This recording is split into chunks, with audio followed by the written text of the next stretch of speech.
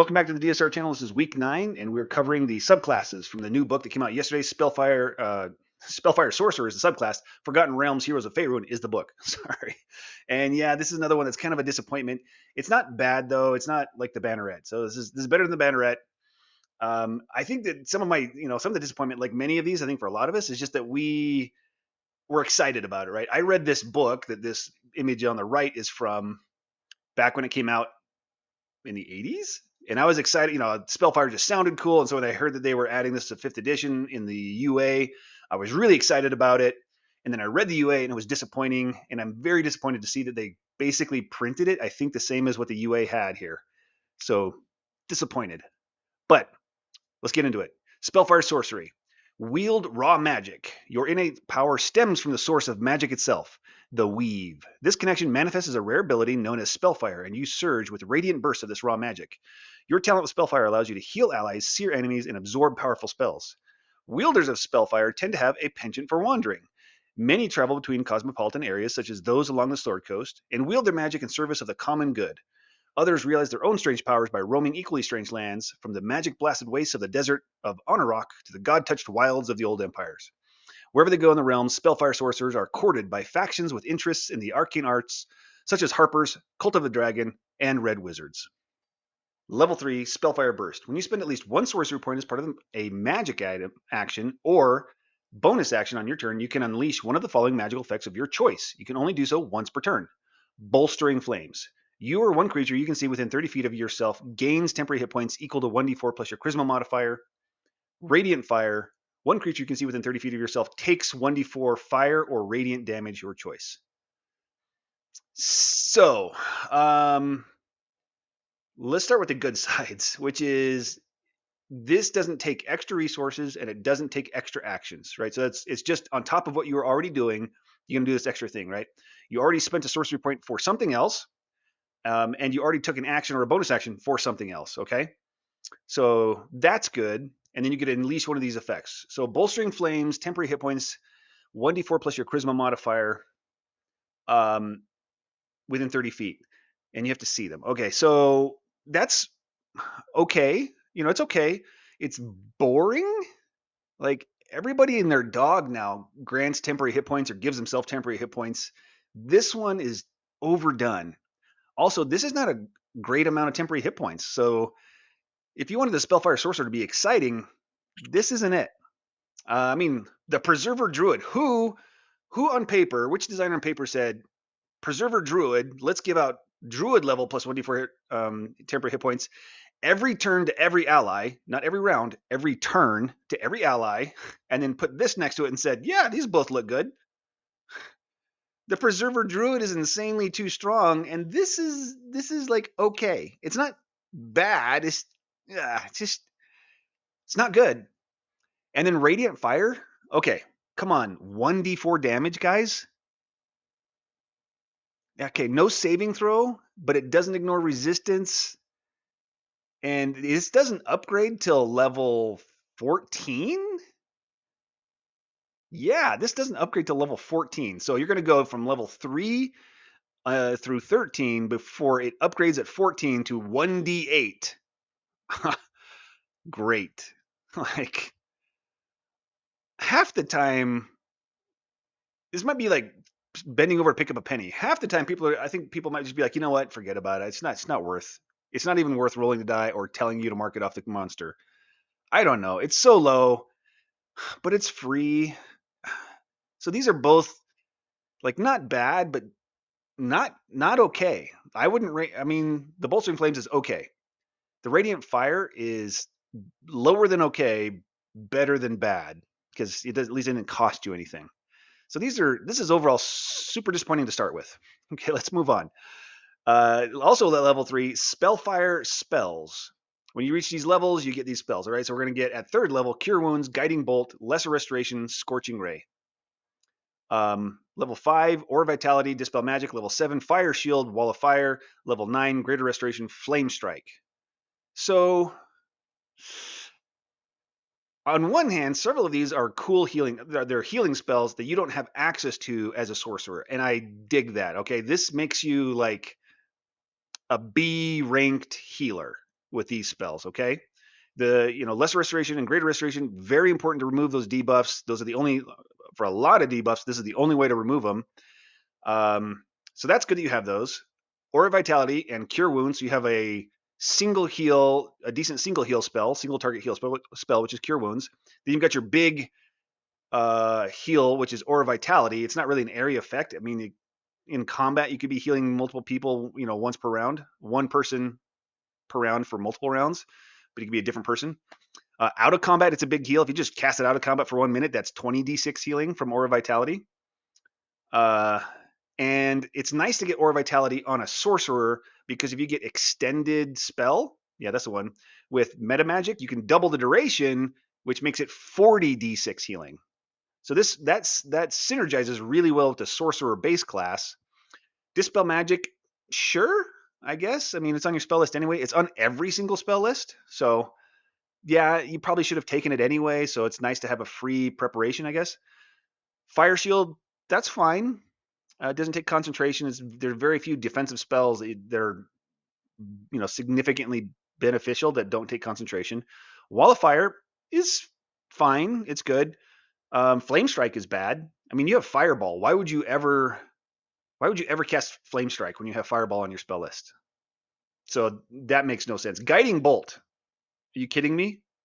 Why are we putting Guiding Bolt on here? Chromatic Orb bounces, and from that bounces, it has a geometric progression and damage increase. At level 1, it's not very impressive, but as you cast it higher and higher and higher, so by level 7, you have a guaranteed chance to bounce it. As long as you keep hitting, it keeps bouncing. So you're like guaranteed to hit like 8 creatures and do more damage than a Chain Lightning with Chromatic Orb, okay? You should never cast Guiding Bolt instead of Chromatic Orb.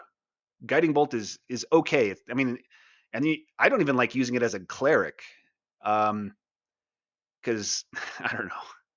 It's not a great damage dealing spell, and it gives advantage to the next attack, which is okay. It's just not. It's not great. So, and it makes no sense to put it on a sorcerer who already has access to a lot of attack spells, a lot of AOE spells, a lot of damage spells. They already had Scorching Ray. So half of the spell list doesn't make sense. It's like they just picked a theme based on the name of spells and threw them on here. There's other spells that they should have gotten. Like if you really wanted to lean into the healer role that they're kind of like creating here, the healer support role, give them more of those kind of spells, right? Where's Revivify? Okay, you don't cast it often, but when somebody's dead, you have to cast it, and you don't have it.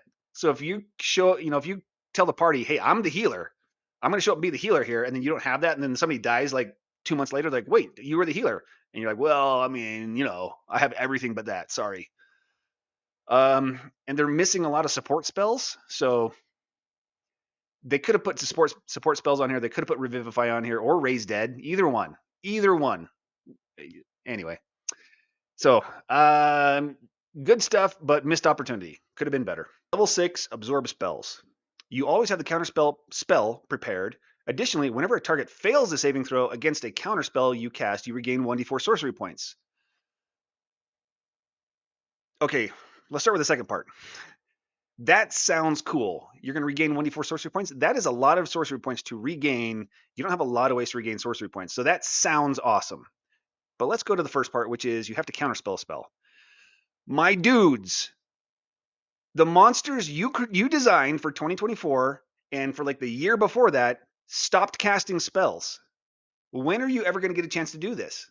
Like, and the only spells they have left on their spell list are usually like utility things, like scrying, like stuff they would scrying, right? And things they would never cast in combat.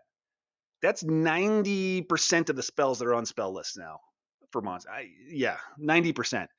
So you have very little chance to cast a counterspell against something that actually qualifies. Didn't you learn your lesson from the War Wizard? Like the War Wizard had a feature at level 10 that benefited, or level 10? Level 3? Sorry, level 6, right? Level 6 is when they benefited from counterspell and dispel magic, which also read and sounded really cool. And I made a couple of War Wizards and played them, and I was like, I'm excited to do this. And I never got to do it. I never got to dispel magic. I never got to counterspell a spell. So come on, guys. WTF. All right. I told you in the survey feedback, not to do this. You needed to broaden the applications, the chances to use it on other things. Like maybe put a clause in here that says that you can use this against spell-like effects that monsters now have. Like if they make a spell attack or something that clearly was a cantrip that's just been reflavored into a regular monster attack, or things like that. Like that would have fixed this. Even though they're not going to expend a spell slot, so all it does is make them waste their turn, which is fine, right? That would have been helpful, and you regain some sorcery points. Great, okay, that's worth it. But as it is, guys, total fail. Come on, we can do better than this. Okay, moving on. Level 14, Honed Spellfire. Your Spellfire burst improves. You add your Sorcerer level to the temporary hit points gained from Bolstering Flames, and the damage of your Radiant Fire increases to 1d8. So the part of the feature that was already okay is now pretty good. Although I'll still note that this is roughly the same amount of temporary hit points that you're giving out once on your turn when you expend a sorcery point to one creature, right? It's just roughly the same number. You get your charisma modifier slightly higher. This is what the Preserver Druid is handing out at the end of every turn for every creature every round, right? It's like the Preserver's doing this 5 or 6 times more often than you are without continuing resource expenditure. They spend one wild shape resource and then it lasts a minute or 10 minutes or something like that. You have to keep spending a sorcery point every round to do this to one creature. So yeah, that improves and that's nice. But again, like who designed these two things and thought they were both fine? Preserver Druid and Spellfire Sorcerer. Meet in the middle, guys. I don't know. Okay, and the damage of your Radiant Fire increases to 1d8. You're level 14. Do you know how many hit points you have put on the 2024 monsters? They have like hundreds of hit points now. And you're like, plink, haha, 1d8. I mean, I did it on top of my fireball, but like people aren't even going to notice. It needed to be a lot more. This should have like scaled at level 6 and 14 and 18 and ended up at least at a D12 or like 2D. You know what? I would have had it in scale by a D4 at every one of those points. So then it's a 4D4 at level 18 and it would be 3D4 at this level, which would at least be okay. I mean, you're never going to roll a 1, but at least you'll be on average 7 to 8 damage. I don't know. Even that feels disappointing, guys.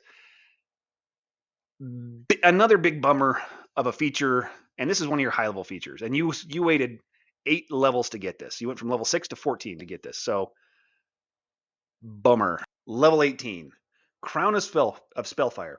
When you use innate sorcery, you can alter it and infuse yourself with the essence of Spellfire, gaining the following benefits while this use of innate sorcery is active. Once you use this feature to alter innate sorcery, you can't use it again until you finish a long rest, unless you spend 5 sorcery points, no action required to restore your use of it. So 3 features, get all of them. Burning Life Force. Once per turn, when you are hit by an attack roll, you can expend a number of hit dice up to a maximum equal to your charisma modifier. So it should be at least a 5 by now, right? So you got a +5, which means you could roll 5 hit point dice, roll them, roll the expended dice, and reduce the amount of damage from the attack equal to the total rolled. So you're rolling 5d6, subtracting that from the damage. Your average is 15, 17 and a half that you're going to deduct by expending 5 of your hit dice. So, and it doesn't take a reaction. I was worried they were going to put a reaction on this. So that's okay. That's okay. It's not exciting or new or interesting. Anyway, let's keep going. So flight, you get a flight speed of 60 feet and can hover. Everybody and their dog has this now, right? We just saw the Noble Genie Paladins got this. A bunch of Paladins have this. Other sorcerers get this. And you've had the fly spell since level 5, so it's not even going to feel like, ooh, I can suddenly fly now. You've been flying if you ever needed to. This is just going to be like, ooh, I can fly without concentration, which is nice. It's just not. It's not going to feel exciting because you could already fly. Okay, spell avoidance. When you're subjected to a spell or magical effect that allows you to make a saving throw to take only half damage, you can instead take no damage if you succeed on the save and only half damage if you fail. You can't use this benefit if you have the incapacitated condition. So this is kind of like evasion, but for every ability saving throw type. So you could use this on a strength saving throw if it gives you an opportunity for half damage, and constitution, dexterity, all of them. The difference or the restriction that evasion doesn't have is this isn't on any of the saving throws like that. This is on, it has to be a spell or a magical effect. So like dragon breath weapons do not count as magical effects. So this doesn't count for breath weapons. And the definition of magical effect is nebulous and fairly narrow. It either has to be a spell or replicate a spell, or the description has to say the word magic in it, right? So if it describes the monster stat block describes the feature and says this is a magical blah blah blah blah, then that counts as a magical effect. But if it doesn't say the word magic, rules is written, you're not supposed to interpret that as a magical effect. So the definition is fairly narrow, which means this is not going to happen nearly as often as you think. Like, it's actually going to be kind of rare. Definitely not every session. And that's all you get for your 18th level ability, which is super disappointing, right? There is nothing here that just really felt Spellfire at any level. None of it felt just like really Spellfire like I read in that novel. None of it seems interesting or different from every other subclass. In fact, all of this stuff is like things that other subclasses are doing already. You know, it's just a different bag of assembled mechanics, and then they slap the Spellfire label on it. So yeah, and I have to admit, certainly part of my disappointment is because I was so excited for this. Okay, so there's an aspect there. But here's an upside. All right, let me talk about an upside here. So this is what I rank. This table shows how I rank the sorcerer across all 10 roles in a party. Right? You could be a tank, you could be a frontliner, a skirmisher, a range. Sorcerers suck at all of those, right? Because you're a full spellcaster. They suck if you don't multi-class. You can be a blaster controller. They're good at those. You can be a healer. They have no heal spells by default, so they're terrible at that. They've got a lot of support spells. They're not great at a scout. And they have great abilities as a face of the party. So that's the default sorcerer, the base sorcerer. So this subclass brings you up to like a B ranked healer, from D to B rank as a healer, probably. I think I would give you a B, which is good, right? So you're adding a significant dimension to this base class that it just doesn't have. All right. And it gives a little bit of an increased helping of support. I don't know if from all those temporary hit points, which isn't, it's going to be a decent amount of temporary hit points. It's once per turn or once per round, or once on your turn. It's going to be a decent amount of temporary hit points. But I don't think that's enough to get him to an A level support, but it's certainly like a B plus level support. And that's good. So this is an interesting one. It's like, I love the flavor. The mechanics are not great. The power is low, but the subclass design, from the perspective of, are we adding something that the sorcerer class couldn't already do? The answer is yes. They're adding a significant dimension that sorcerer couldn't already do, and that's mainly from their spell list, which is usually like one of the more boring features on any subclass. Is like, oh look, I got a spell list, and like half the time you're like, I don't care, and like most of those I'm not going to cast, or some of them. So it's that spell list that really gives you that's where all of this, the healer ranking, is coming from. So that's good. That's good. Overall, I think this is a disappointment. It's okay if you play it. It's not going to feel bad. If you're the healer in the party, you'll probably feel pretty cool, right? Because it's not very often that the sorcerer is also the main healer. Now, if there's also a druid or a cleric, you're going to feel like second fiddle to them, if that's still a phrase that people use. You're going to feel like a second fiddle to them, and so you're going to feel disappointed that way.